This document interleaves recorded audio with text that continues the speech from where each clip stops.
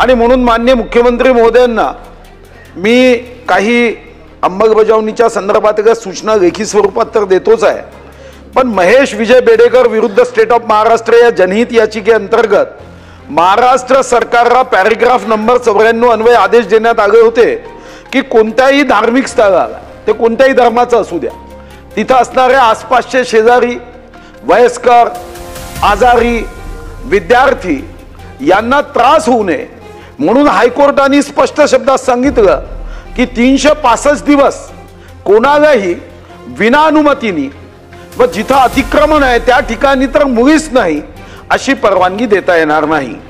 मुंबई पोलिसांच्या वेबसाईटवर सुद्धा लाऊडस्पीकर परमिशन फॉर्म अपलोड आहे। या परमिशन फॉर्म मध्ये सुद्धा तुम्ही काय म्हणाले आहात की 7 दिवसाची फक्त परवानगी दिली जाते आणि ही परवानगी देताना अट टाकतो आपण की सकाळी 10 ते रात्री 10 ते 6 काय नॉइज म्हणजे ध्वनी प्रदूषण असावं तर तुम्ही लिहिता इंडस्ट्रियल एरियामध्ये डे टाइम मध्ये 75 डेसिबल, नाईट टाइम मध्ये 70, कमर्शियल एरियामध्ये 65 आणि 55, रेसिडेन्शियल एरियामध्ये 55 आणि 45 आणि सायलेन्स झोन मध्ये 50 ते 40 म्हणजे जिथं हॉस्पिटल्स आहे, दवाखाने आहे।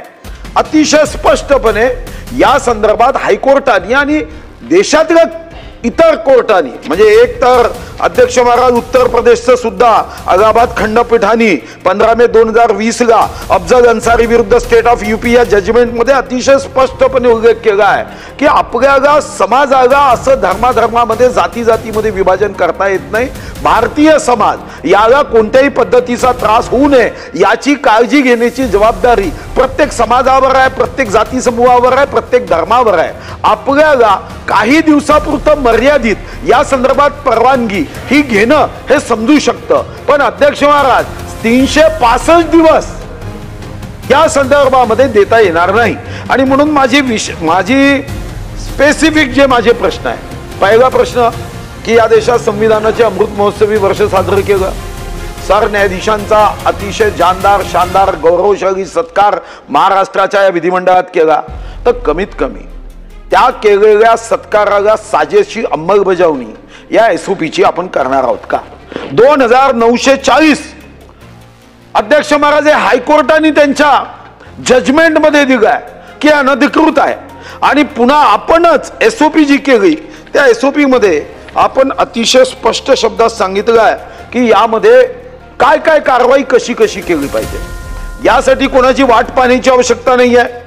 तुम्ही सांगितलं आहे की यामध्ये पहिला जर गुन्हा केला तर त्याला समज दिली पाहिजे, मान्य आहे। दुसऱ्या गुन्ह्याला तुम्ही सांगितलं की त्याला शिक्षा दिली पाहिजे।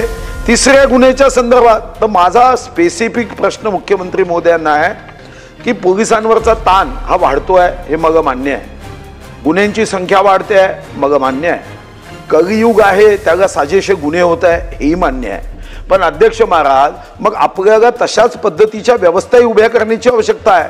मग या गोष्टींच्या संदर्भामध्ये एक 90 वर्षाचा खाटेवर पडणारा एखादा आजारी व्यक्ती तुमच्याकडे येऊन कंप्लेंट नाही करू शकणार। तुमच्या एसओपी मध्ये तुम्ही स्पेसिफिक सुमोटो कारवाई केली पाहिजे। आणि माझी दुसरी मागणी आहे की दर अधिवेशनात याचा अहवाल सभागृहाला दिला पाहिजे की किती कारवाई झाली, अन्यथा एक लक्षवेधी देवयानीताईंनी विचारली, दुसरी अतुल भातखळकर साहेबांनी विचारली, तिसरी मी विचारेल, चौथी अजून कोणी विचारेल। लक्षवेधी विचारता विचारता मात्र लक्षच त्याच्यावर वेधलं जाणार नाही असं होता कामा नये। आणि म्हणून दर अधिवेशनात आपण अवैध भोंग्यांच्या संदर्भातला अहवाल सभागृहात द्यावा आणि शेवटचा जो अवैध भोंगे याची तक्रार करेल याच्या दंडाची जी रक्कम आहे त्याच्यातली 50% रक्कम त्या सन्माननीय देशभक्त व्यक्तीला द्यावी एवढं उत्तरात यावं। धन्यवाद।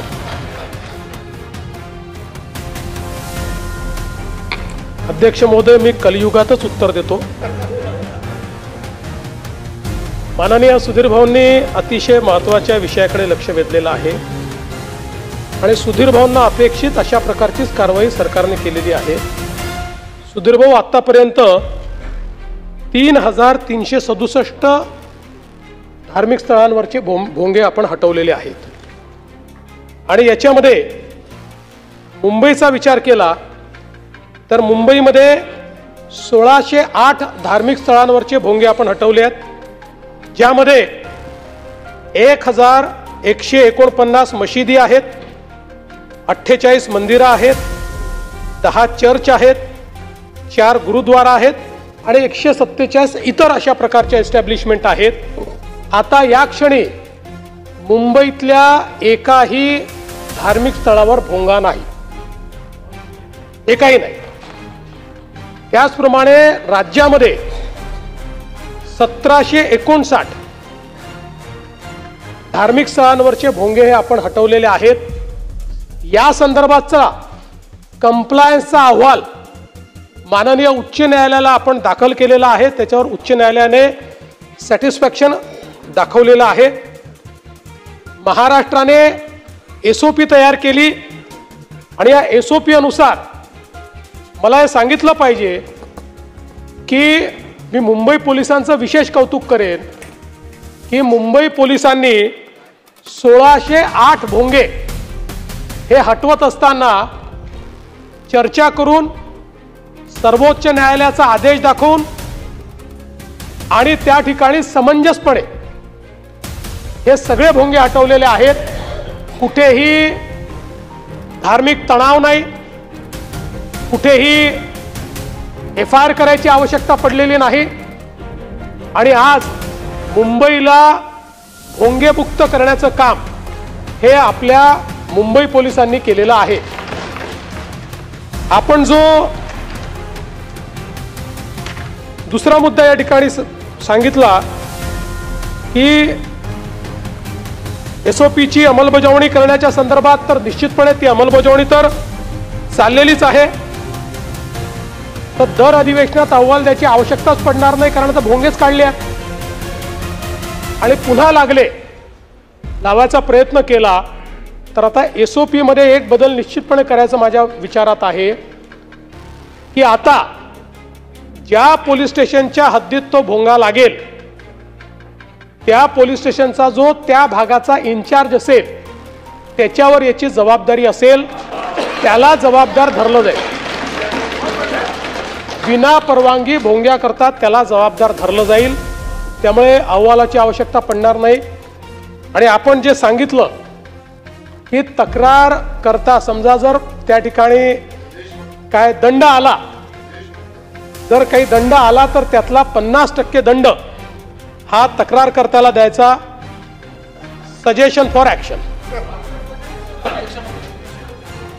अध्यक्ष महाराज, फक्त माननीय मुख्यमंत्री महोदयांना एक फक्त माहिती देतो आणि ती जर केलं तर अजून उत्तम होईल की उत्तर प्रदेशमध्ये ध्वनी प्रदूषण नियमांची अंमलबजावणी करण्यासाठी एक भरारी पथक केलं आहे.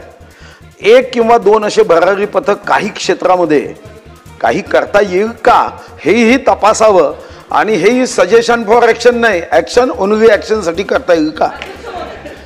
अध्यक्ष महोदय, ऍक्शन ओनली ऍक्शन हे केलं जाईल. अध्यक्ष महोदय, काल चर्चेत मी ऐकलं मुख्यमंत्री महोदय बोललेत की मुनगंटीवार साहेबांना काहीतरी मोठं पद मिळणार, तर कोणाशी नक्की सहमत व्हायचं आज हे कळत नाही, थोडी गडबड झालेली आहे. तरी देखील मुख्यमंत्री महोदयांना माझी एक विनंती राहील, सूचना देखील राहील. प्रश्न आहे खरं तर, करतोच, अभिनंदन कर, परवानगी आहे तुमची? नाही, मी नक्कीच करतोय. मुख्यमंत्र्यांचं मी अभिनंदन करतो की सगळ्यांशी चर्चा करून भोंगे सगळे काढलेले आहेत. मी मनापासून अभिनंदन करतो, त्याच्यात काही कुठेही दुमत नाहीच आहे. पण मुख्यमंत्री महोदय, आता गणपतीचा सण येणार आहे, नवरात्रीचा सण येणार आहे, दहीहंडी देखील आहे आणि पहिल्या दिवशी 10व्या दिवशी वगैरे जे काही मिरवणुकी होतात किंवा जे आता तात्पुरतं धार्मिक स्थळ निर्माण होतात मंडपांमध्ये, अनेकदा आम्ही पाहतो की स्थानिक पोलीस स्टेशनमधून त्या तिकडच्या मंडळाला सतवलं जातं, परवानगी असताना सतवलं जातं. तर मुख्यमंत्री महोदय, जर डेसिबल पाळलं, सगळे परवानगी असतील, तर आपण आश्वासित कराल का की ह्या जर काही मंडळांना सतवलं तर त्यांच्यावर काहीतरी आपण एक रेग्युलेशन कराल की ह्याच्यावर असं पुढे सतवलं जाणार नाही आणि जे सतवतील त्यांच्यावर कारवाई होईल?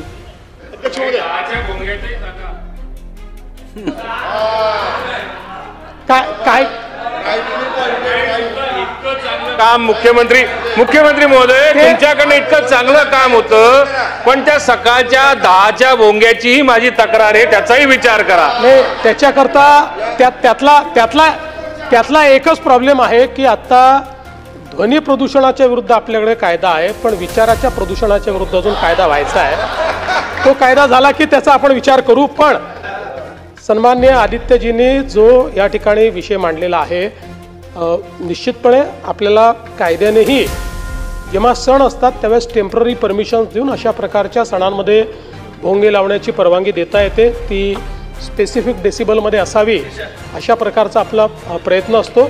निश्चितपणे त्या संदर्भात कोणालाही त्रास होणार नाही, पोलीस विनाकारण कोणाला त्रास देणार नाहीत अशा प्रकारच्या सूचना देण्यात येतात. भास्करराव जाधव साहेब बोला. सन्माननीय अध्यक्ष महोदय, हा राज्यामधला अत्यंत सेन्सिटिव्ह असा विषय खूप कौशल्याने हाताळला गेला, त्याबद्दल सर्वांनाच आनंद आहे. कारण आपल्याला कुठेही तणाव, धार्मिक तणाव, समाजामधले तणाव कोणालाच नको आहे. अध्यक्ष महोदय, माझ्या माहितीप्रमाणे सुप्रीम कोर्टाने जे आदेश दिलेले आहेत ते रात्री 10 वाजेपर्यंतच तुम्ही अशा पद्धतीचे स्पीकर म्हणा, भोंगे म्हणा हे लावू शकता. परंतु आमच्याकडे अडचण अशी आहे अध्यक्ष महोदय, आपण समजून घ्या की शिमगा महिना आला की कोकणामध्ये महिने रात्रभर आमच्याकडे हे वाजत असतात, स्पीकर वाजत असतात. जे आहे ते कबूल केलं पाहिजे. भजन कीर्तन आपण रात्रभर करत असतो, सप्ते आपण रात्रभर करत असतो, नवरात्र रात्रभर करत असतो. शेवटी याच्यामध्ये म्हटलंय की विविध धर्म म्हणजे सगळ्यांनाच सुप्रीम कोर्टानं समान निर्णय दिलाय आणि म्हणून अशा प्रकारच्या ह्या निर्णयाचा फटका हा कदाचित अशा सणांना सुद्धा बसू शकतो आणि म्हणून त्याबाबत आपण कायद्यामध्ये काही करू शकाल असं मला काही वाटत नाही. परंतु तिथल्या अधिकाऱ्यांच्यावर आपण कारवाई करायचा निर्णय घोषित केला आहे. तिथला अधिकारी सहकार्य करतो म्हणून हे सण पार पडतात आणि जर त्या अधिकाऱ्यानं कायदाच आम्हाला दाखवला तर आमचे हे सण सगळेच बंद होतील. आणि म्हणून आपण या संदर्भामध्ये सहानुभूतीपूर्वक विचार करणार का की तिथल्या अधिकाऱ्यावर कारवाई करण्यासंदर्भात किंवा भोंगे म्हणजे नक्की काय या संदर्भात आपण तशा पद्धतीचे मार्गदर्शन करा. नाही, माननीय अध्यक्ष महोदय, मुळामध्ये हा आज आलेला नाही आहे. गेले 15-20 वर्ष हा कायदा आपल्याकडे आहे की 10 वाजेच्या नंतर आपण भोंगे लावू देत नाही. पारंपरिक वाद्य करता येतात, भजन कीर्तन करता येतं, ढोलक वाजवता येते, टाळ मृदंग वाजवता येतो, पण भोंगा लावून नाही वाजवता येत, माईक लावून नाही वाजवता येत. हा त्याच्यातला नियम आहे. आणि आपल्याला आपल्या नियमांमध्ये कोर्टाने काही विविक्षित दिवस दिलेले आहेत. जसं आपल्याला माहिती आहे की आपण गणपतीत 4 दिवस अलाव करतो, नवरात्रीत काही दिवस अलाव करतो, डॉक्टर बाबासाहेब आंबेडकरांच्या जयंतीला अलाव करतो, 25 डिसेंबरला क्रिसमसला अलाव करतो. असे काही दिवस आहेत की ज्या दिवशी 12 वाजेपर्यंत भोंगे वापरण्याची परवानगी आहे. 12 नंतर ही परवानगी नाही. पण जर हे बंदिस्त अशा ठिकाणी जर होत असेल तर त्या ठिकाणी अधिकची परवानगी देता येते. ती परवानगी आपण देतो. ओपनमध्ये याच्या पाठीमागचा हेतू एवढाच आहे की आजूबाजूच्या लोकांना त्रास होऊ नये. जर बंदिस्त, जसा हा कायदा आल्यानंतर आपण बघितलं असेल की गुजरातमध्ये नवरात्री उत्सव करण्याकरता त्यांनी आता साऊंडप्रूफ पेंडॉल तयार केले. साऊंडप्रूफ पेंडॉल, हां, आणि साऊंडप्रूफ पेंडॉलमध्ये ते करतात. त्याच्यामुळे या कायद्यातनं त्यांना सूट मिळते. आपल्या इकडे आता हळूहळू लोकांनी, आपल्याला माहिती आहे की आता मोठ्या मोठ्या हॉल्समध्ये नवरात्री उत्सव सुरू झाले आहेत किंवा काही उत्सव चालू झालेले आहेत. पण शेवटी देशाकरता कायदा झालेला आहे. त्याच्यामुळे मला कितीही त्या संदर्भात सिंपती असली तरी देखील मी गृहमंत्री म्हणून कायद्याचंच पालन करू शकतो, कायद्याच्या पलीकडे तर जाऊ शकत नाही. आणि म्हणून आपण जी भावना व्यक्त केली आहे त्या भावनेशी मी समरस आहे. पण कायद्याने मला तसं वागता येत नाही, हा माझा प्रॉब्लेम आहे.